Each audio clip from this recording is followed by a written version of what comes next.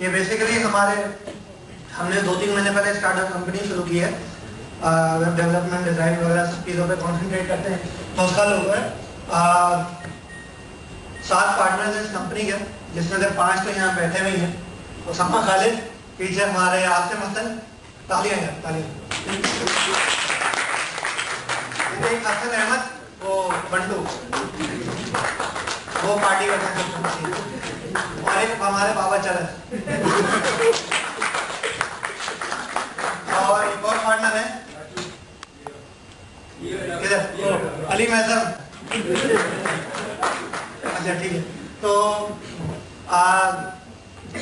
Basically security में मैं तो समा कॉलेज की वजह से आया हूँ, तो इस बेटे के वो स्टार्टअप यही करेंगे। सिक्योरिटी में बहुत सारी चीजें मैटर करती हैं। अभी हम जिस चीज पे बात कर रहे हैं वो है वेब सिक्योरिटी। सिक्योरिटी एक बहुत वास्ट डोमेन है, एक उसका सब डोमेन है वेब सिक्योरिटी। ये डील करता है जितने भी आपके वेब के अटैक्स हैं और वेब को आप जिस तरीके से सिक्योर बनाते हैं उस चीज से इसका ताल्लुक है। अच्छा, ये क्यों मैटर करता है? एक प्रोग्रामर होने की हैसियत से ये आप लोगों की जिम्मेदारी है कि आप ऐसा कोड लिखें जो इतनी आसानी से एक्सप्लॉइट ना हो। अच्छा, और मतलब आपको एक तरीके भी पता होने चाहिए कि जो हैकर्स होते हैं, अटैकर्स होते हैं, वो क्या अप्रोचेस यूज करते हैं आपके कोड को एक्सप्लॉइट करने के लिए। उसमें से कुछ अप्रोचेस आपको भी दिखाएंगे। अच्छा, आप अगर इस चीज को अगर समझते नहीं कि ये एक बड़ी चीज है, तो आपकी वजह से बहुत मसले हो सकते हैं।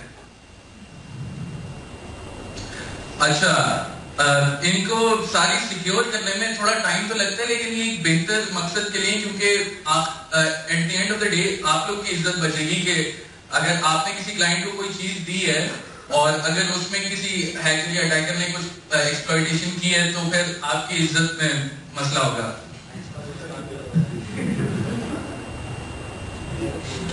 अच्छा, द स्टार्टिंग पॉइंट कि एक अटैकर कब आपकी एप्लीकेशन में कुछ कर सकता है, जब उसके पास ये एबिलिटी हो कि वो कुछ इनपुट दे सकता हो आपकी एप्लीकेशन को, कुछ मतलब किसी भी तरीके से of any form of data वो कुछ इनपुट कर सकता है आपकी एप्लीकेशन को।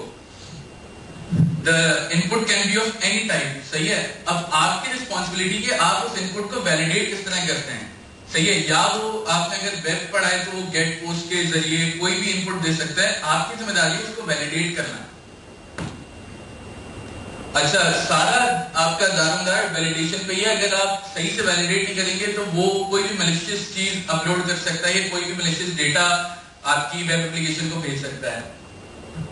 अच्छा, वैलिडेशन क्या मतलब क्या है इसका, कि whether the data entered by the user is in the correct expected format, कि आपकी एप्लीकेशन क्या तैयार है, जो डेटा उसने भेजा है उसको पढ़ने के लिए क्या उसका फॉर्मेट वही है जो रिक्वायर्ड है।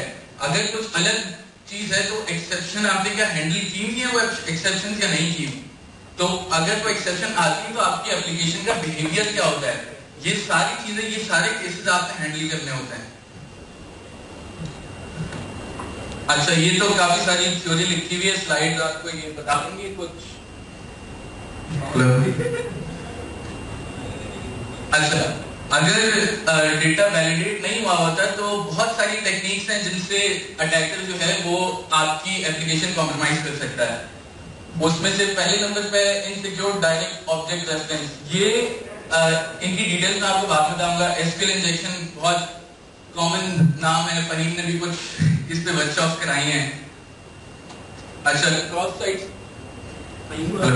हाँ, क्रॉस साइट स्क्रिप्टिंग ये भी एक चीज है, इसके बारे में आपको आगे जाकर बताएंगे। Local file inclusion, remote file inclusion, cross site request forgery, null byte poisoning, file path sanitization, ये कुछ टेक्निक्स हैं जो कि अटैकर्स यूज करते हैं आपकी एप्लीकेशन को कॉम्प्रोमाइज करने के लिए। ये फ्यू टेक्निक्स, लिस्ट इसकी बहुत बड़ी है। अच्छा, HTTP के बारे में कुछ आपको बता देते हैं कि एक स्टेटलेस प्रोटोकॉल है। अच्छा, इसका मतलब ये कि ये आपकी कहीं स्टेट सेव नहीं कर रहा होता, आपको हर रिक्वेस्ट के ऊपर अपनी सेशन आईडी भेजनी पड़ती है कि आप आइडेंटिफाई हो सके, कि आपकी आइडेंटिटी उसको पता चले, एप्लीकेशन को पता चले। अच्छा, स्टेटलेस अगर हम लोग SSL मांगे, तो इसका मतलब है कोई भी आपका डेटा स्निफ करके आपकी सेशन आईडी एक्सप्लॉइट कर सकता है।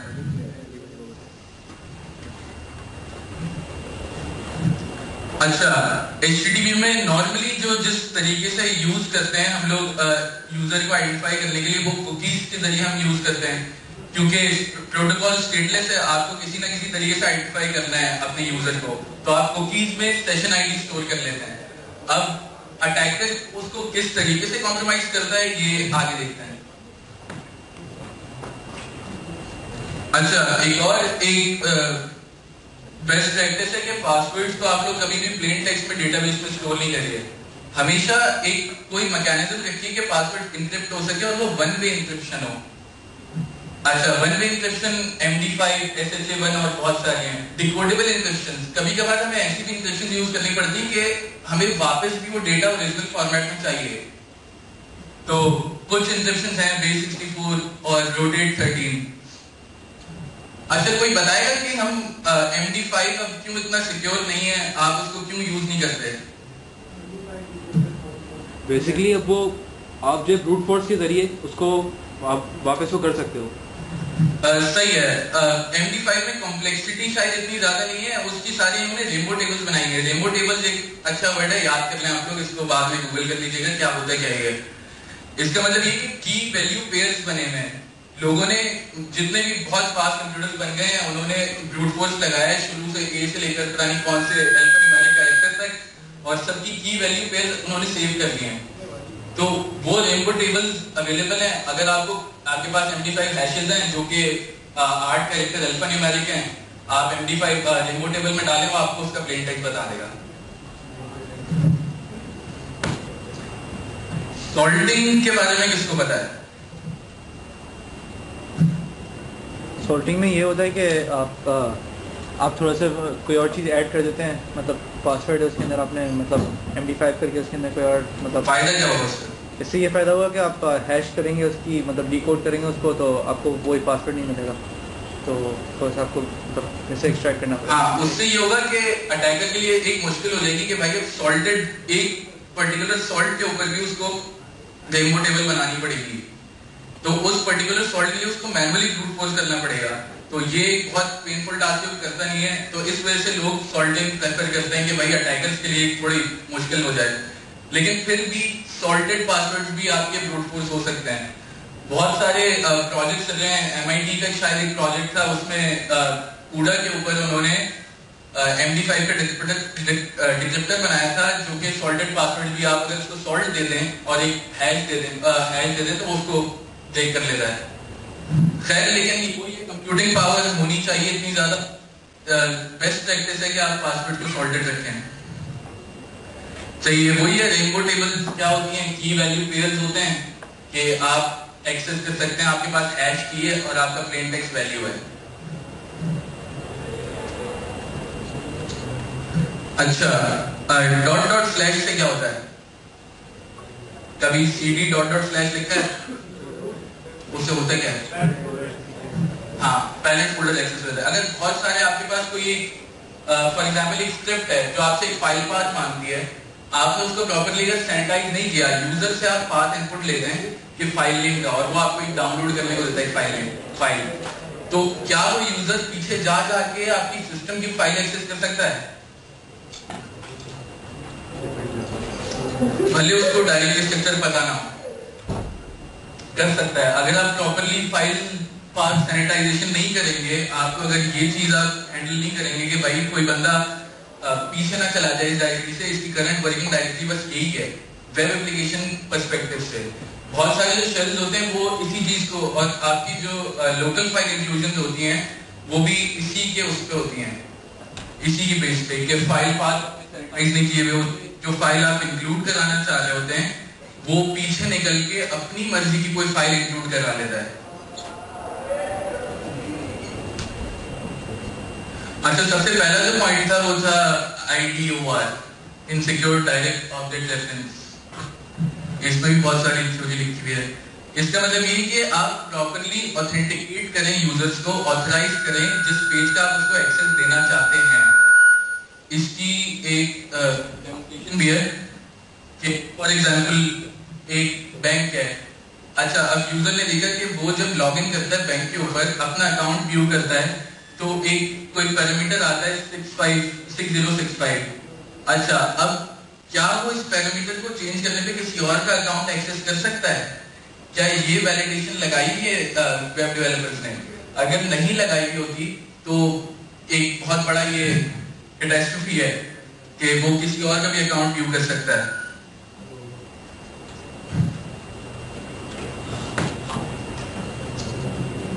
अच्छा शेल्स बेसिकली शेल्स जो होते हैं, हमने थोड़ा लास्ट वीक भी वर्कशॉप में डिस्कस किया था कि अगर आपको किसी के बॉक्स पर कोई आर्बिट्रेरी कोड वगैरह चलाना है, उसमें शेल्स काफ़ी मदद करते हैं। बेसिकली इसमें पहला पॉइंट लिखा हुआ है कि गेट विद योर बॉक्स, तो बेसिकली वही पॉइंट कवर हो जाता है कि अगर आपको कोई आर्बिट्रेरी कमांड चलानी है किसी के बॉक्स के ऊपर तो शेल आप यूज करते हो।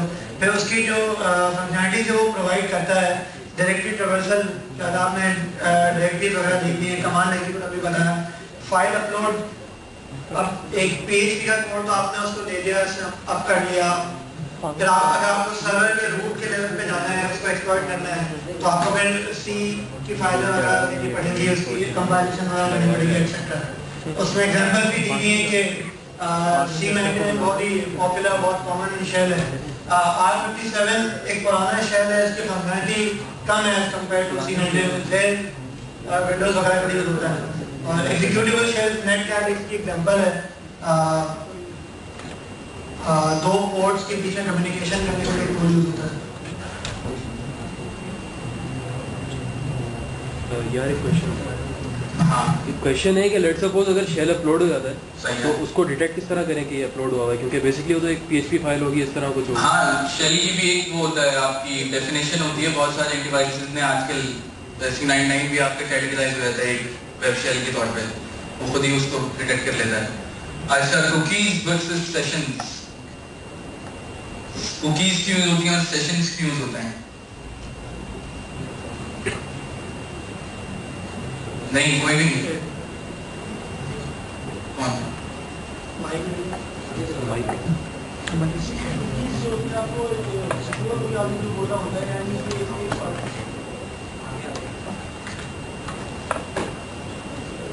कुकीज जो आपने बोला बिल्कुल वैसी कि आपको हर किसी को पर्टिकुलर आइडेंटिटी देनी होती है जो कि आपके यूजर्स ट्रैफिक आ रहा होता है आपके वेब पे। अगर आप ये ना करेंगे तो उससे आपने ऐसे बोला बहुत सारी चीज़ें अटैक्स वगैरह किए जा सकते हैं। हर कुकी का एक सेशन होगा, यानी जो कुकी बनेगा वो उसका एक सेशन बना देता है। क्या कुकी क्या बस सेशन के लिए काम आती है? सॉरी काम आप कर सकते हैं।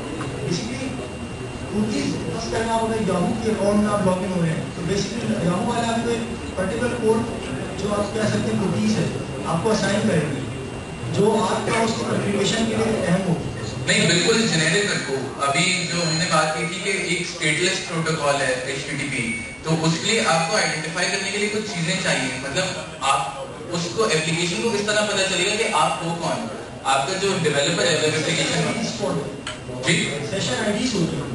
सही है, कुकीज में सेशन आईडी स्टोर कराई जा सकती है, कराते हैं लोग, नॉर्मली बेस्ट प्रैक्टिस यही है कि कुकीज में लोग सेशन आईडी यूज कराते हैं। लेकिन कुकी का मकसद ये कि एक टेम्पररी स्टोरेज है कि कोई भी बंदा, मतलब कोई भी डेवलपर वो एप्लीकेशन को अगर यूजर के कुछ डेटा स्टोर कराना है उसने तो वो कुकीज में करा सकता है।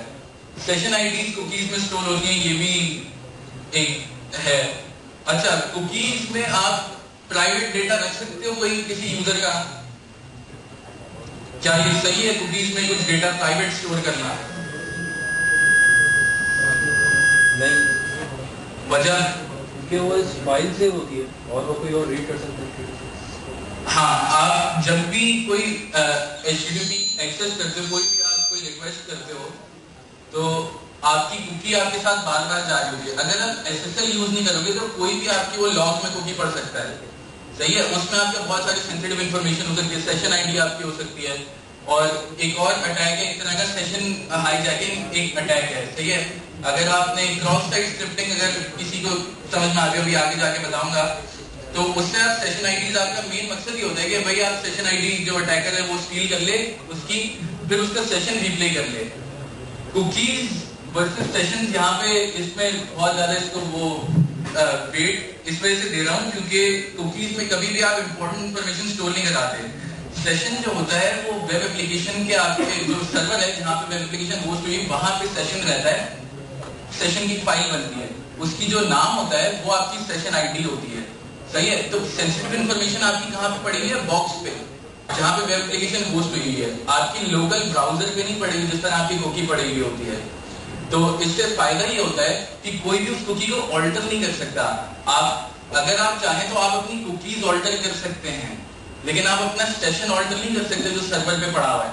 अगर किसी वेबसाइट ने कोई ऑथेंटिकेशन की एक तरह की और एक पैरामीटर रखा है कि लॉग्ड इन, सही है, उसकी एक वैल्यू है ट्रू, अगर वो कुकी में उसने स्टोर कराई है या इस एडमिन करके कुकी में उसने वैल्यू ट्रू कराई है और एक अटैकर है, सही है, उसने देखा कि अभी मेरा इस एडमिन फॉल्स है कुकी में, मैं इसको ट्रू करके देखता हूँ, कुकी एडिट की उसने, फिर उसके पास वही प्रिविलेजेस आ जाएंगे अगर आपने कुकी यूज की हुई है। अगर आप सेशंस यूज करेंगे तो उसके लिए बहुत मुश्किल हो जाएगा इसको बाईपास करना, फिर वो आपकी साइट पे एक्सेस अटेम्प्ट करेगा, सेशन हाईजैकिंग अटेम्प्ट करेगा, बहुत सारे और भी अटैक्स अटेम्प्ट करेगा कि यार कहीं से मुझे ये बाईपास हो जाए ये वाली चीज सारी। तो इस वजह से कभी भी अपना इंपॉर्टेंट डेटा कुकीज में स्टोर ना कराएं, हमेशा सेशंस यूज करें। सेशंस को आप इंपॉर्टेंस दें बहुत ज्यादा। अच्छा, वायरशार के एचसीएल का नाम सुना है किसी ने? क्या आपको पता है कि आप अपने पूरे नेटवर्क के पैकेट स्कैन कर सकते हैं इससे? अगर एसएसएल ना यूज हो रहा हो आपके नेटवर्क पे, कोई बंदा बगैर एसएसएल की वेबसाइट एक्सेस कर रहा हो, उसने अपने क्रेडेंशियल्स डाले तो आप वो पैकेट स्नैप कर सकते हैं, बिल्कुल कर सकते हैं। अगर उन पैकेट्स में वही बात के HTTP स्टेटलेस है, वही सेशन आईडी और आ रही होगी उन पैकेट्स में, तो आप उस सेशन को भी रिप्ले कर सकते हैं वापस। कभी यहाँ ट्राई करके देखना नहीं, लेकिन ऐसे यहाँ पे कुछ जो चीजें चल रही है एसएसएल पे है, सही है। LFI वही बात, यहाँ पे /// आपकी फाइल पाथ अगर सैनिटाइज नहीं हुई हो, इसमें आगे एक नल बाइट पॉइजनिंग भी लगी हुई है, वो भी अभी आगे जाके बताऊंगा, बल्कि यही बताया था। नल बाइट पॉइजनिंग ये होती है कि आपकी जितनी भी प्रोग्रामिंग लैंग्वेजेस होती हैं वो एक स्ट्रिंग को डिलिमिट कैसे करती हैं, मतलब एंड कैसे पता चलता है उसको किसी स्ट्रिंग का, नल बाइट से पता चलता है ना।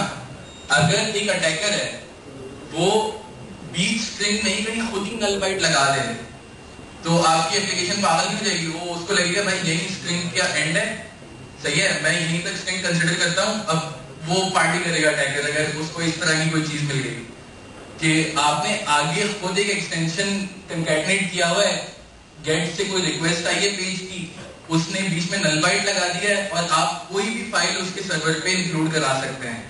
अच्छा, आगे वाली चीज खत्म हो जाएगी क्योंकि अगर ये स्ट्रिंग बनेगी तो यहीं पे आखिर में नल बाइट आ जाएगा, सही है। आगे वाली चीज आपका एप्लीकेशन कंसिडर नहीं करेगी, वो समझेगी भाई नल बाइट आ गया, स्ट्रिंग एंड हो गई है। हाँ, ETC पासवर्ड में आपके यूजर लिस्टेड होते हैं और उसके पासवर्ड जो हैं वो एन्क्रिप्टेड होते हैं, वो शैडो की फाइल में होते हैं, /etc/shadow। ये आपके यूनिक्स का आर्किटेक्चर है, ये भी काफी इंपॉर्टेंट फाइल है ETC पासवर्ड, इससे आपको यूजर पता चल सकता है। जो इसमें एग्जांपल ही बताई गई ETC पासवर्ड की, बेसिकली जब आपको भी पता है ना // करके बैक डायरेक्टरी में जा सकते हो, जब बहुत सारे यूज करते हो ना तो बेसिकली ये बिल्कुल टॉप लेवल पे चले आता है जो आपका डायरेक्टरी ट्रैवर्सल है। ETC पासवर्ड जो है एक यूनिक्स में सबसे पहला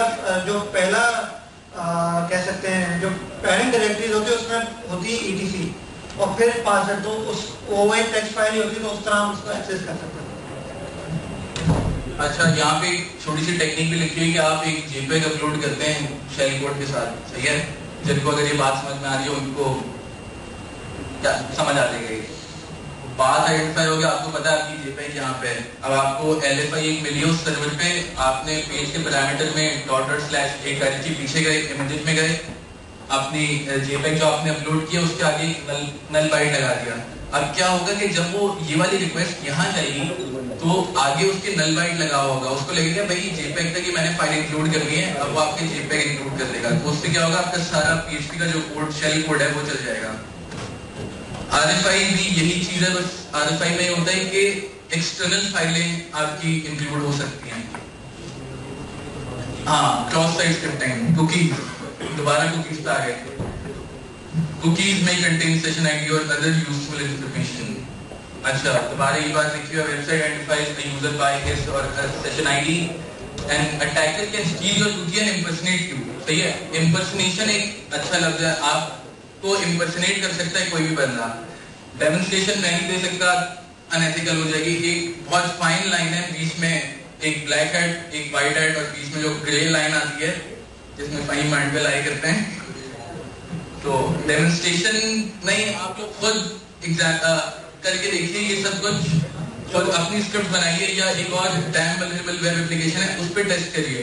वास्प नाम का एक प्रोजेक्ट है, open source web application penetration, कुछ इस तरह का एक प्रोजेक्ट है, उस पर आप लोग ट्राई करिए, लाइव साइट्स पे ट्रायल मत करिए। अच्छा, अगर आपको किसी की कुकी मिल जाती है, एक्सेस ये होता है कि आपको इनपुट करने के लिए कोई चीज दी गई, जैसे फॉर एग्जांपल एक फॉर्म है, आप एक फॉर्म पे हैं, आप एक कुछ इनपुट कर सकते हैं, कोई टेक्स्ट आप अगर शरीफ हैं तो आप सिर्फ हेलो लिख के एंटर कर देंगे। अगर आप थोड़े से अटैकर टाइप के आपकी नेचर है तो आप उसमें एचटीएमएल टैग्स लगा के देखिए कि क्या ही एचटीएमएल टैग्स रेंडर हो रहे हैं उस पेज पे। अगर बोल्ड का टैग रेंडर हो रहा है तो इसका मतलब कि स्क्रिप्ट का टैग भी शायद रेंडर हो जाए। अगर स्क्रिप्ट का टैग रेंडर हो गया तो आप स्क्रिप्ट से उसकी सेशन आईडी अपने सर्वर पे भेज सकते हैं। अगर आपके पास उसकी सेशन आईडी आ गई तो आप उसको इंपर्सनेट कर सकते हैं। कुकीज, दोबारा फायरफॉक्स के बहुत अच्छा ब्राउज़र है फायरफॉक्स, ये आपको बहुत सारी चीजें देता है। इसके एड ऑन है, कुकी मैनेजर नाम का इसका एक एड ऑन है। या आपको लगा करते भैया आप अपनी कुकी देखिए, यहाँ पे कुछ सेशन आईडीज भी होंगी,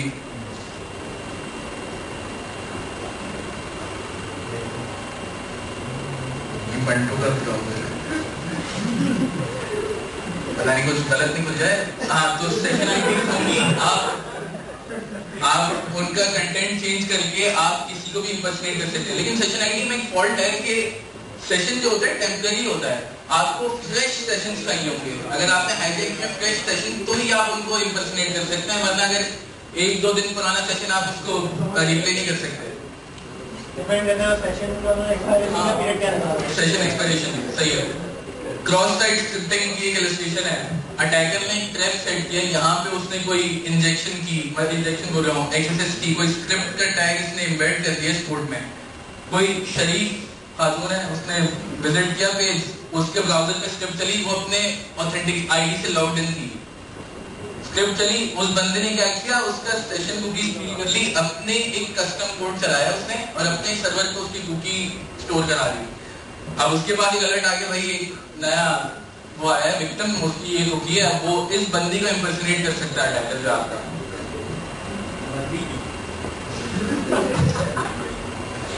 अच्छा, एसक्यूएल इंजेक्शन की डिटेल्स में नहीं जाएंगे, फहीम मांडवी आप बहुत कुछ समझा चुके हैं।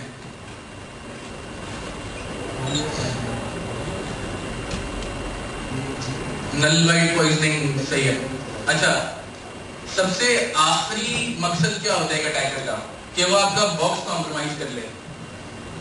आपका जहां पे आपकी वेबसाइट होस्टेड है, सही है, अगर इसके आगे कुछ बेस्ट प्रैक्टिसेस हैं, लेकिन इस चीज पे ज्यादा फोकस करना चाहूंगा कि आपकी जो सिस्टम है वो उसको टेक ओवर करना चाहता है। अगर छोटा अटैकर है, स्क्रिप्ट किडी जो होते हैं आजकल, जो सिर्फ टूल्स चला के डेटाबेस डंप कर लेते हैं, वहीं पे पुश, जो थोड़े एडवांस लोग होते हैं, मतलब या आपके जो वाइल्ड नेट भी होते हैं, वो भी अक्सर ही करते हैं, बॉक्स लोड किया फिर आपको इन्फॉर्म कर देंगे यार यही वल्नरेबिलिटीज है, आप इनको पैच कर लें, सही है। तो इनको सिस्टम रूट करने का बहुत शौक होता है। अगर आपका MS SQL किसी ने चलाया, माइक्रोसॉफ्ट SQL, हाँ, माइक्रोसॉफ्ट SQL में यूजर होता है SA के नाम से, सिस्टम एडमिन। उसके पास जो प्रिविलेजेस होते हैं वो बहुत ही खतरनाक प्रिविलेज होते हैं, और कभी भी सिस्टम एडमिन से आप कोई वेब एप्लीकेशन डिप्लॉय नहीं करते। 3 फेजेस में आप एप्लीकेशन डिप्लॉय करते हैं, एक आपकी डेवलपमेंट, एक टेस्टिंग और एक प्रोडक्शन। आप डेवलपमेंट और टेस्टिंग में भले ऐसे यूज कर लें, लेकिन आप अगर प्रोडक्शन में आपने ऐसे का अकाउंट यूज किया, किसी को भी अगर कोई इंजेक्शन मिली तो वो आपके बॉक्स पे डॉस कमांड ही चला सकता है अगर SA आपने यूज किया हुआ है। ये 2 कमांड है जिससे आप एक यूजर बना सकते हैं और उसको एडमिनिस्ट्रेटर के राइट्स दे सकते हैं इनबॉक्स पे। अच्छा, सबसे इम्पोर्टेंट चीज इनकी प्रिवेंशन। आप इसको प्रिवेंट किस तरह करेंगे इंजेक्शन को? आप कोई डेटाबेस एब्स्ट्रैक्शन लेयर यूज करें, टेल जिसे हम आजकल बोलते हैं। उससे ये होगा कि वो ज्यादातर प्रीपेड स्टेटमेंट्स यूज कर रही होती हैं, वो खुद ही उस चीज को फिल्टर कर देती हैं कि स्लैशेस लगा देती हैं। अगर आपने वो लगाए हुए कोड्स लगाए हुए तो उसके आगे खुद ही स्लैशेस लगा देती हैं। उसको पता होता है कि क्या चीज डेटा है और क्या चीज कोड है। सही है, इनकोड कर सकते हैं आप यूजर का इनपुट आप, और जो यूजर जिससे आपने वो क्वेरी चलानी है उसके प्रिविलेजेस आप जो है कम कर सकते हैं। सिर्फ आप उसको सिलेक्ट के प्रिविलेजेस दें। अगर आपका सिर्फ सिलेक्ट वाला यूजर है, अगर आपने उसको सिस्टम वाले प्रिविलेज दे दिए तो वो तो पता नहीं क्या क्या कर लेगा। अच्छा, एक्सेसेस आप इस तरीके से एलिमिनेट कर सकते हैं। HTML एंटिटीज, आप कोई टैग आप एक फिल्टरिंग लगा दें कि भाई ये टैग जो है ये अलाउड टैग है। अगर कोई आप फॉरम बना रहे हैं, आप चाहते हैं कि भाई बोल्ड लोग कर सकें अपने टेक्स्ट को, तो B का टैग आप ऑन कर दें, बाकी सारे हटा दें आप। अच्छा, HTML एंटिटीज एक बहुत अच्छा फंक्शन है PHP का। वो जितने भी आपके PHP के टैग्स हैं उनको %LT और इस तरह कर देता है। उससे क्या होता है, आपका कोड चलता नहीं है, वो रेंडर नहीं होता उस तरीके से। LSI में आपको रिवैम्प करना पड़ेगा कोड, और आपकी जो सर्वर की परमिशंस हैं जैसे ओपन बेस डायरेक्टरी और ये सब चीजें, और डायरेक्टरी ट्रैवर्सल जो होती है उसको भी आप सर्वर से ही अपने मैनेज कर सकते हैं। मतलब आपको थोड़ा बहुत उसको सिस्टम एडमिनिस्ट्रेशन लेवल पे भी आपको थोड़ा केटर करना पड़ेगा इन चीजों को। जिस तरह भी अली रजा WHM का डेमो दे रहा था उसमें इन्होंने आपको एग्जांपल दिखाई दी कि MySQL की कॉन्फ़िगरेशन फाइल्स थी, PHP कॉन्फ़िगरेशन फाइल्स थी, XAMPP वगैरह सर्वर वगैरह की कॉन्फ़िगरेशन फाइल थी। ये जो फंक्शंस होते हैं, जो मैलिशियस फंक्शन होते हैं जो कि आपके एप्लीकेशन से आपके बॉक्स को कॉम्प्रोमाइज कर सकती है, उनका उसी कॉन्फ़िगरेशन फाइल से ऑफ कर सकते हो। PHP जैसे फॉर एग्जांपल उसकी कॉन्फ़िगरेशन होती है php.ini जो फाइल होती है, उसी में आप उसके अगर फंक्शन बंद कर दो जो मैलिशियस होते हैं। इसमें अगर आप नेट पे ढूंढेंगे जो बैकडोर्स के अंदर जो फंक्शन यूज होते हैं उनको आप अगर आप डिनाई कर दें तो कोई और जब शेल आपके उस पर अपलोड भी कर दे फॉर एग्जांपल, वो फंक्शन नहीं चलेंगे।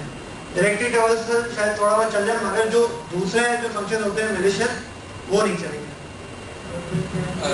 शेल एग्जीक्यूट आप बंद कर सकते हैं, exec आप बंद कर सकते हैं, आप पास थ्रू बंद कर सकते हैं। ये सारी आप चीजें बंद करवा सकते हैं अपनी एक php.ini से। डायरेक्टरी रिवर्सल के लिए कोई जैसे फहीम ने बताया, पासवर्ड स्टोरेज के लिए आप सॉल्टेड पासवर्ड यूज करें तो बेहतर है, क्योंकि अगर किसी को वो डंप मिल गया, अगर आपने प्लेन टेक्स्ट पासवर्ड यूज किए मैं अपने अगर पोर्टल में और वो पोर्टल कॉम्प्रोमाइज होता है तो सिर्फ आपकी नहीं उनकी पर्सनल लाइफ से भी बहुत बड़ा इम्पैक्ट पड़ता है जो आपके यूजर्स हैं। क्योंकि एक रिसर्च के मुताबिक 5% लोग दुनिया में ऐसे हैं जो कि अपना हर चीज का पासवर्ड सेम रखते हैं। बहुत सारे आप में से भी होंगे कि आपका एनयू का पासवर्ड भी वही होगा जो आपके फेसबुक अकाउंट का या आपके जीमेल या हॉटमेल अकाउंट का है। तो इस चीज से गुरेज किया करें खुद भी, क्योंकि अगर वो वेबसाइट कॉम्प्रोमाइज होती है सही है तो आपकी पर्सनल लाइफ भी कॉम्प्रोमाइज होंगी। कोई आपका फेसबुक अकाउंट हैक कर ले, अजीब गलत तस्वीरें लगा देगा या कुछ और डेटा एक्सेस कर ले, वहीं मार ले। अच्छा, बेस्ट प्रैक्टिसेस ये हैं कि भाई आप सिस्टम एडमिन के अकाउंट से MS SQL यूज नहीं करिए। अच्छा, पासवर्ड हमेशा एन्क्रिप्ट करिए, और क्लाइंट साइड वैलिडेशन से हमेशा उसको मतलब क्लाइंट साइड वैलिडेशन जो है इवेट हो सकती है। कभी किसी ने जावास्क्रिप्ट से कोई वैलिडेशन लगाई है? बहुत गलत काम है। जब वो क्लाइंट साइड पे आगे वो होती है ना, तो हाँ क्लाइंट साइड पे वैलिडेट होती है, आप उसको सर्वर साइड पे भी वैलिडेट करो। सिर्फ अगर आपने क्लाइंट साइड पे वैलिडेट किया, अगर आपने अल्फा न्यूमेरिक की अगर उस पर वैलिडेशन लगाई है, आपका डेटाबेस की क्वेरी में अगर नहीं चल सकता, कुछ ऐसे कैरेक्टर्स हैं उसके अंदर, सिर्फ आपने जावास्क्रिप्ट से लगा लिया, अगर कोई बंदा मतलब जावास्क्रिप्ट ऑफ करेगा आपकी साइट चलाए, अजीब कैरेक्टर ज्यादा, आपका कोड फट जाएगा। अच्छा, फायर का एक टूल है जो कि आपको अलाउ करता है कि आप चीजें बंद कर सकते हैं। आप HTML एडिट कर सकते हैं, आप फंक्शंस बंद कर सकते हैं। यार ये क्या इसमें दिखा रहा है जो टूल है, हाँ टूल ही तो दिखा रहा है। अच्छा नहीं वो हट गई है। अच्छा यार कुछ और बोलिए।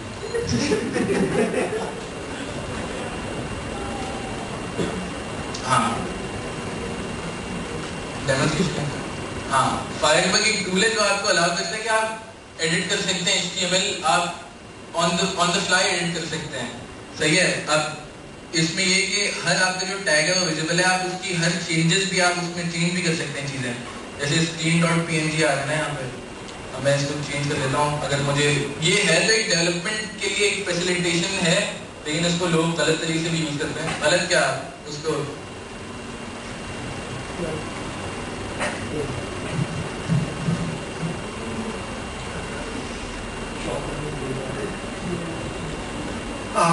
जिस तरह अभी उसामा बताया था कि जावास्क्रिप्ट जो वैलिडेशन है वो क्यों डेंजरस होती है। फॉर एग्जांपल अगर मैं इसके स्क्रिप्ट वाले कॉलम में जाऊंगा तो ये मुझे ये बता देगा कि इसमें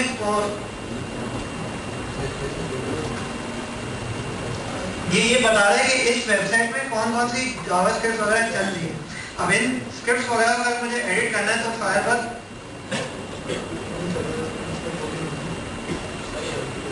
तो ये जो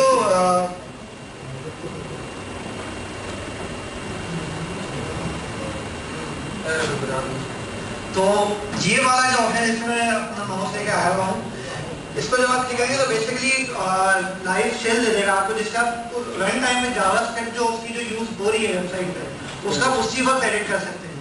तो अगर मुझे पता है कि वैलिडेशन का फंक्शन यूज हो रहा है वेबसाइट पे जावास्क्रिप्ट का, तो मैं इस तरह से जाके उस वैलिडेट फंक्शन को पूरा टेम्पर कर सकता हूँ और फिर आगे का आपको बताएं। और भी बहुत सारे टूल्स हैं जो ये फैसिलिटेट करते हैं। टेम्पर डेटा नाम का एक टूल है, वो उसके बारे में आप अगर खुद पढ़ें तो बेहतर है। एक और चीज जिस पे फोकस करना चाहता हूँ, अच्छा एक और एक छोटी सी टास्क आपके लिए, एक पीस ऑफ कोड है, सही है, एक पीस ऑफ कोड है, उसने आपको एक फॉर्म दिया हुआ है, आप कोई भी फाइल उस पर अपलोड कर सकते हैं। मतलब एक ब्राउज का बटन दिया हुआ है, आपने ब्राउज की एक फाइल और अपलोड का बटन दबाया, वो करता है ये कोड कि वो फाइल को पहले अपलोड कर देता है उसी नाम से जिस नाम से आपने अपलोड किया है, फिर वो क्या करता है कि रीनेम करता है उस फाइल को सम इंटीजर डॉट जेपीजी। अब आपके पास इतना कंट्रोल है एज एन अटैकर कि आप सम इंटीजर को आप वो कर सकते हो, उसमें चेंजेस कर सकते हो, लेकिन वो इंटीजर ही हो, इंटीजर ही हो। ये वैलिडेशन उस बंदे ने लगाई है, इतनी जहमत उस बंदे ने की है कि उसने इंटीजर की वैलिडेशन लगा दी कि भाई इंटीजर ही हो सकता है वो सिर्फ। अब मुझे बताओ कि मैं इस पे एक शेल कैसे अपलोड करूंगा।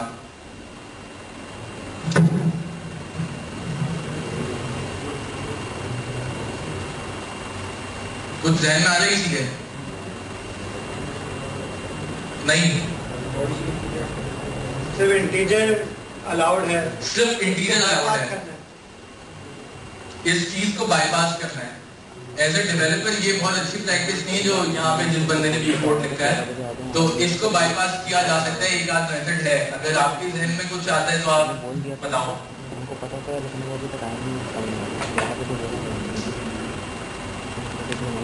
यहाँ पे आप स्ट्रिंग को ही भेज सकते हैं सम इंटीजर की जगह, यहाँ पे आपको भेजना है इंटीजर ही।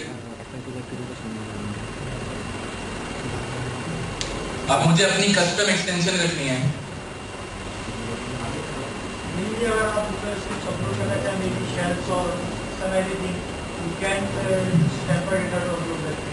नहीं टेम्पर डेटा आपने यूज कर लिया, टेम्पर डेटा के ही उससे तो आपने इंटीजर भेजा है, लेकिन सर्वर साइड पे ये इंटीजर वैलिडेट हो रहा है कि ये वाकई इंटीजर है या नहीं है।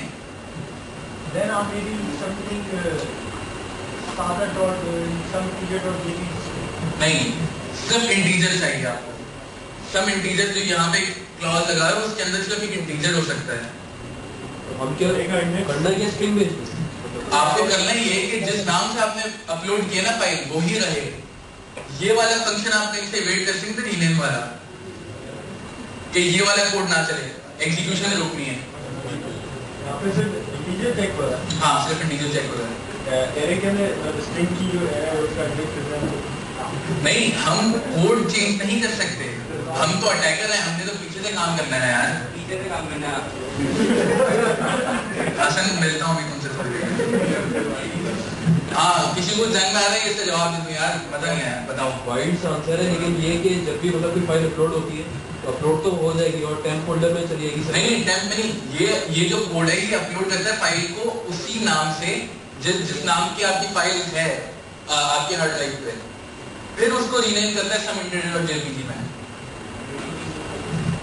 अच्छा यार एम्प्टी दे दें तो वैलिडेशन फेल हो जाएगी ना, एम्प्टी को इंटीजर थोड़ी है, अपलोड थोड़ी हुई, वो आपको वैलिडेट वो कर लेगी देगा ना अपलोड, ये कोड चलेगा, इसके ऊपर एक लगा हुआ है, ये इनक्लोज्ड है उस वैलिडेशन में। चलो यार मैं बता देता हूँ इसमें इसका मेथड ये कि फाइल पाथ की आपको लेंथ पता है कितनी हो सकती है फाइल सिस्टम में, लिनक्स से आपका 255, चलो 255 एक अच्छा आंसर है। तो आप ये करो, आपका इंटीजर 255 से बढ़ा दो, सही है, लेंथ जो होगी आपकी इंटीजर 255 कैरेक्टर से बड़ी होगी।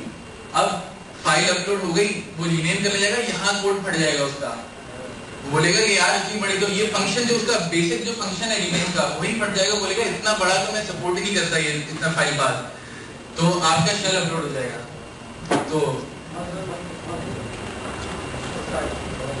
अच्छा, अगर आप लोग इंटरेस्टेड हैं इस चीज में, वेब सिक्योरिटी देखने में, या मेटास्प्लॉइट एक फ्रेमवर्क है, वो वेब सिक्योरिटी से भी रिलेटेड है और उसमें और भी बहुत सारी चीजें सिस्टम लेवल अगर कुछ देखना चाहें आप लोग, बैकट्रैक भी एक चीज है, लेकिन लोग कंसिडर करते हैं कि ये नूब्स के लिए।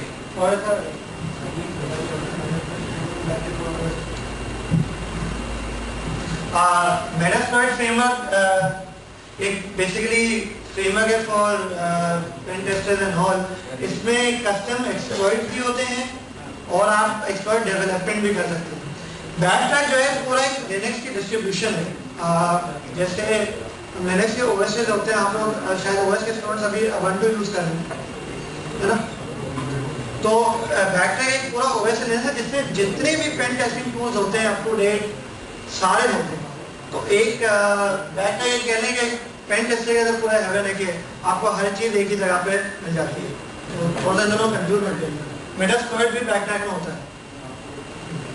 अच्छा, और जो टूल्स हैं वो यूज करने से आप प्रिवेंट करें अपने आपको कि भाई सिर्फ टूल यूज करके आपने काम नहीं करना, आपको पता होना चाहिए कि ये होती किस तरीके से। अच्छा, बहुत सारे जो लोग नजर आते हैं जो जिनको लोग स्क्रिप्टिडीज बोलते हैं, वो करते ही हैं कि उनके पास टूल्स बहुत सारे आ जाते हैं, उनको पता नहीं होता कि इसके पीछे लॉजिक क्या है। एसक्यूएल इंजेक्शन है जैसे आपकी, उनको ये पता नहीं होता कि एसक्यूएल इंजेक्शन कर क्या रही है, उनको बस ये बताओ कि यार मैं कोड लगा के करूंगा तो फट जाएगा कोड। तो उनको आपको जो है पूरा उसके पीछे क्या चल रहा है ये सब पता होना चाहिए। और बहुत सारे इस तरह के टूल्स हैं एसक्यूएल इंजेक्शन के, और जितने भी एमएसएस में बहुत सारी ऐसी प्री रिटन एक्सप्लॉइट्स हैं जिनको आप यूज कर सकते हैं। लास्ट वीक जब मैंने वर्कशॉप दी थी एसक्यूएल इंजेक्शन की, उसमें सबसे आखिर में यही कोड कह रहा है, सामान कह रहा है कि अगर आप लोगों को लाइक प्रॉपर सिक्योरिटी में आना है, प्रॉपर सिक्योरिटी कंसल्टिंग करनी है, तो टूल्स तो सिर्फ बच्चों के लिए होते हैं। अगर आपको प्योर सिक्योरिटी में आना है, you have to know each and everything you are doing.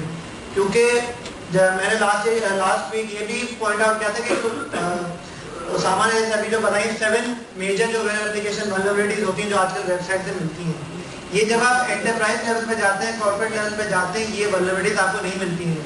एक बैंकिंग एप्लीकेशन में आपको एसक्यूएल इंजेक्शन कभी मिलेगा ही नहीं। हाँ, एडवांस एक्सप्लॉइट्स मिलेंगे, एडवांस वल्नरेबिलिटीज मिलेंगी, मगर उनकी बेसिस वही बननी होगी कि अगर आपने जो बेसिक वेब एप्लीकेशन वल्नरेबिलिटीज हैं उनको अगर आपने सही से एक्सप्लोर किया हुआ है, you know the integrity of all these vulnerabilities, तो ही आप उनको एक्सप्लॉइट कर पाएंगे, वरना पर आपकी दुनिया यहीं तक महदूद है और यहीं पे रहेगी। I guess we're done with the presentation. Quick questions? बैकट्रैक मतलब कि एक आपको लिमिटेड वो दे रहा है, अभी कहना चाह रहे हैं कि बैकट्रैक लिमिटेड कर देना आपको, किसी आप बैकट्रैक के पीछे कुछ चीज़ एक्सपेक्ट कर सकते हैं, मतलब एक्सपेक्टेशन जो बैकट्रैक लिमिटेड है क्या? स्विस नाइफ देखिए, स्विस नाइफ जो होती है, एक नाइफ होती है, उसके अंदर बहुत सारे औजार होते हैं। तो बैकट्रैक एक तरह की स्विस नाइफ है, उसके अंदर हर चीज मौजूद है, जो आजकल अटैकर यूज करते हैं एक्सप्लॉइट करने के लिए। मतलब सिंपली आपको टूल्स प्रोवाइड कर रहे हैं। हाँ, टूल्स प्रोवाइड कर रहे हैं, ये आपको फैसिलिटेट सिर्फ टूल्स की उस तक करता है, सिर्फ आपको टूल्स इसका प्रोवाइड करके काम आपका है, ये आपको काम करके नहीं देगा। हाँ, सारी एक जगह पे सारे टूल्स एक जगह पे। हाँ, टूल्स यूज करने के बजाय अगर आपको ये पता हो कि टूल्स के पीछे क्या चल रहा है, अगर आपको बेसिक चीजें पता है कि ये वल्नरेबिलिटीज एग्जिस्ट करती हैं, तो आप अगर टूल यूज करें तो अच्छे भी लगेंगे शायद, कि ऑटोमेट हो जाएगा वो। टूल जो है वो ओपन सोर्स ही होते हैं, उनका कोड भी अवेलेबल होता है बैकएंड में। अगर आप उसको भी देखेंगे ना, जैसे पाइथन की स्क्रिप्ट लिखी हुई है, आप उनको स्टडी करके आप अपना एक खुद का भी टूल लिख सकते हैं। एसक्यूएल इंजेक्शन में बंदा सिर्फ वल्नरेबिलिटी है, जब आपको पता चल जाए ना कि आप उसको एक्सप्लॉइट कर सकते हैं, आपको टूल की जरूरत नहीं है, आपको अपने कस्टम एक्सप्लॉइट लिखना है। आपके लिए एसक्यूएल निंजा नाम का एक टूल है, आप उसके लिए सोर्स पढ़ेंगे तो आपको समझ आ जाएगा वो चलता है किस तरीके से। आप मतलब कि टूल डिपेंडेंट नहीं रहते, ये कहना जी बिल्कुल, टूल डिपेंडेंट आपको होना ही नहीं है। सही। और कोई क्वेश्चन है?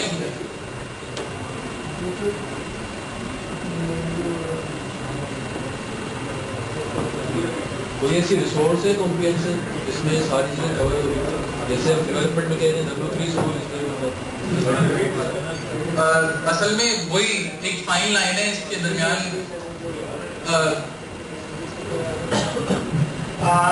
ईसी काउंसिल का एक कोर्स ऑफर होता है सर्टिफाइड एथिकल हैकर, उसकी ट्रेनिंग्स होती है कराची में क्वार्टरली। ईसी काउंसिल का जो एग्जाम है सर्टिफाइड एथिकल हैकर, ये एथिकल हैकिंग में सबसे शुरू लेवल पे आता है। उसमें एक पूरा एक कोर्स है जो कि वर्ल्ड रिनोन्ड है, जो कि आपको फिर एथिकल हैकिंग की तरफ लेकर आता है। इसका पूरा एक कोर्स पैक है जो कि मिलता है, 6 सीरीज पर बेस करता है। उसमें जितने भी एथिकल हैकिंग की टेक्निक्स, उन सब की प्रेजेंटेशंस हैं, उन सब की लैब्स हैं वीडियोस पे, तो स्टार्ट उसी से हो सकता है। मॉड्यूल तो मिल जाते हैं, मतलब कि क्या क्या है एथिकल हैकिंग, लेकिन जो उसकी मतलब उसका जो वो है डेटा मतलब चाहिए मॉड्यूल के लिए, पूरा आप बता सकते हैं? मैंने पिछले हफ्ते जो एसक्यूएल इंजेक्शन की लैब कराई है, उसमें हम पहले अपनी एप्लीकेशन लिख रहे थे आप लोगों को बताने के लिए, मगर उसमें हम फॉर सम रीजन इतना डेटा जनरेट नहीं कर पाए ताकि वो लोगों को एक्साइट कर सके। तो DVWA मैंने बताया था, dvwa.co.uk डैम वल्नरेबल एप्लीकेशन, ये पूरा एक फ्रेमवर्क है। आप इसे डाउनलोड कर सकते हैं अपने लोकल होस्ट पे, आप करें, उसके पीछे पूरी डेटाबेस बनी हुई है। आप जितने भी 7 जो मैंने भी आपको बताया वेब एप्लीकेशन वल्नरेबिलिटीज होती है, उसको आप एक्सप्लॉइट कर सकते हैं उस एप्लीकेशन को यूज करते हो। तो उसमें डेटा भी होगा, उसमें क्रॉस साइट स्क्रिप्टिंग भी यूज हो रही होगी, एसक्यूएल इंजेक्शन भी यूज हो रहा होगा, पूरा एक जो लाइव एनवायरनमेंट होता है ना, आपको पूरा मिलेगा DVWA।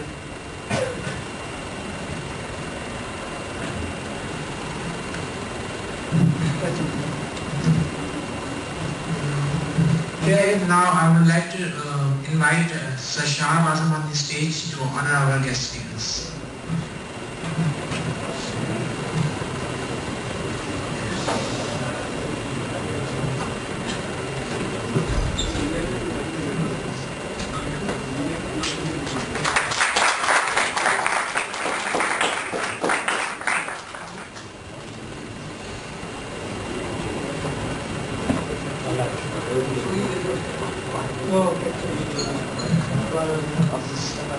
This thing, please come on.